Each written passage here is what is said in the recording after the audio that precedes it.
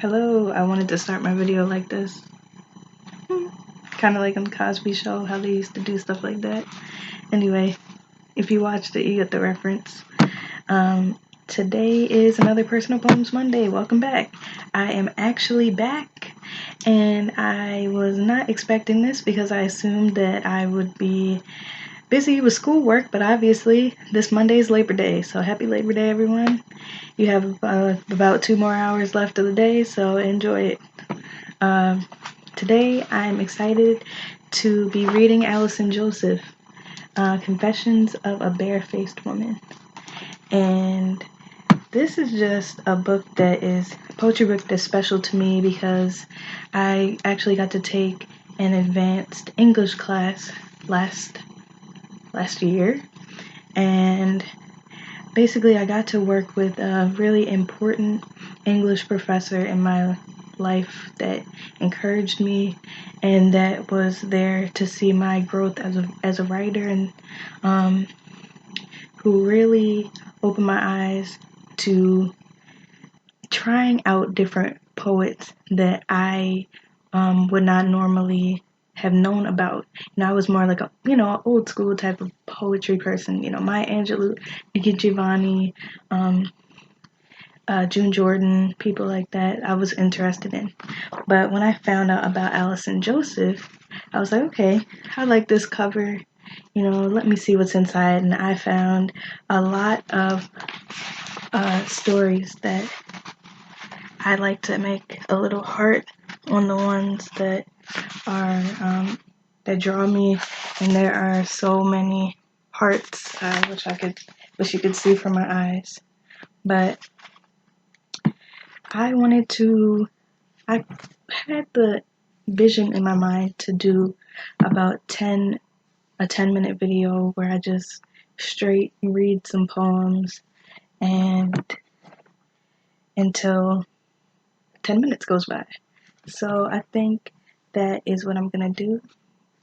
And so I'm gonna go in here and figure out which poems I'm gonna read, and then I'll be right back. So I just figured that before I read, I wanted to just put a little note about who Allison Joseph is. And so Allison Joseph lives, writes, and teaches in Carbondale, Illinois, where she is part of the creative writing faculty at Southern Illinois University. She serves as editor and poetry editor of Crab Orchard Review, moderator of the Creative Writers Opportunities List, and former director of the Young Writers Workshop, a summer workshop for teen writers. So I wanted to start with First School Dance. You sway to the music, but stick to the wall, too shy and self-conscious, alone in the hall. You're no smiling beauty, your brown hair's uncurled, you're thin and flat-chested, an awkward young girl. The couples walk past you as if you were not there. A freshman in high school, you think they don't care about what you're feeling, about what you see. Will anyone listen? You're no prodigy. I know what it feels like to stand there all night. I wish I could tell you that you'll be alright. But I have no solace for what life might hold. Won't offer the knowledge I know you've been told. That life will get better. Your skin will grow clear. Your shape will develop. You'll lose all the fears that keep you from dancing except in your room. For now, keep your spine straight. Don't slouch into gloom. Remember these moments won't matter so much when you've learned your body is worthy of touch. This one is called The Ugly Alison. Leo, my courtesy van driver, wants to know my name. I tell him Allison, and he tells of an Allison he knew and loved and almost married, a good-for-nothing woman who laid up in his house for 2 years smoking weed all day, while dishes piled up. The house, so nasty, Leo said. I didn't hardly recognize it.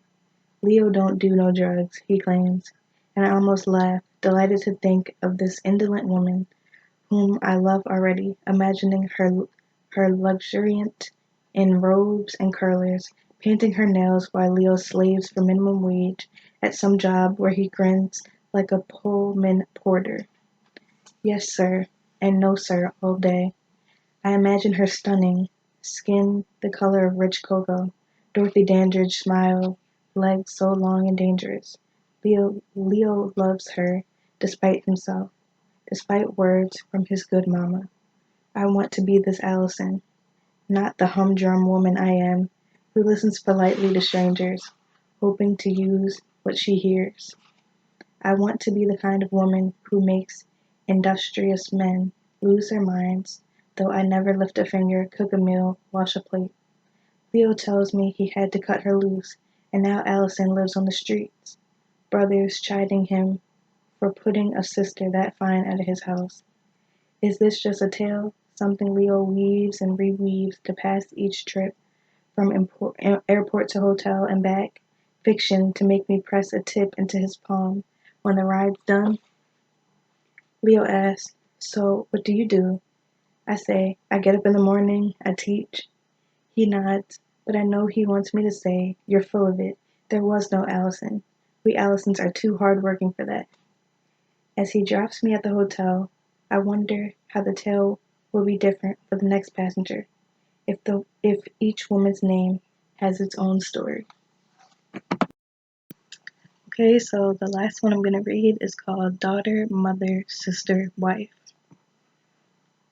When your daughter is a poet, burn all your possessions before you die, or else she will riffle through them, searching for that one bauble, that trinket, that one letter or card or bus schedule to explain why you were so cold, so reluctant to pick her up when she was 9, when she was 19. Burn all your correspondence, but be warned, she'll make something of the cinders. When your mother is a poet, your breakfast may be marmalade and wine, wheat toast and dandelion stems. She may slit a fish's belly open in a gesture so sudden and swift that you'll never eat fish again, her eyes gleaming with conquest. When your mother is a poet, you may get crumpets, not pizza, gravy but no potatoes. You may not get fed at all. When your sister is a poet, she may steal your stories for her own, her life's humiliations not nearly as intriguing as yours. She'll become the one whose left breast popped out of her prom gown. She'll be the one with the extra swarmy dentist, the one at your father's gravesite, mother's deathbed. She will send these words off to strangers and not discuss one page of it with you. When your wife is a poet, watch your mouth. Anything you say will and can be used.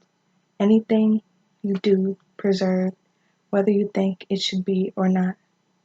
She may quit being your wife, but she will never quit searching her memory for that awful thing you said in the delivery room, the laundry room, the bedroom, the kitchen. And she will write it down in that penmanship you've always loved, an ornate script that looked like another era's handiwork. Malice controlled by curves and loops in ink swelling on paper. So that's all I got for you today. Reading Allison Joseph's work just reminds me of the importance of evolution and the stories that you've had from the past are always relevant to who you are in the present.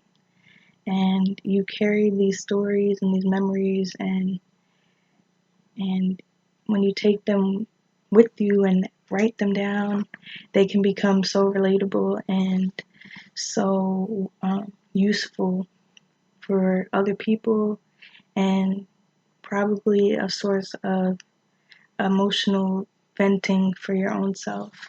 So I have made it to the 10-minute mark, and I'm glad that I got to spend some of my Labor Day with anyone who decides to watch this, either on Labor Day or the next day or so. Okay. Well, thank you for watching, and I look forward to seeing you very soon.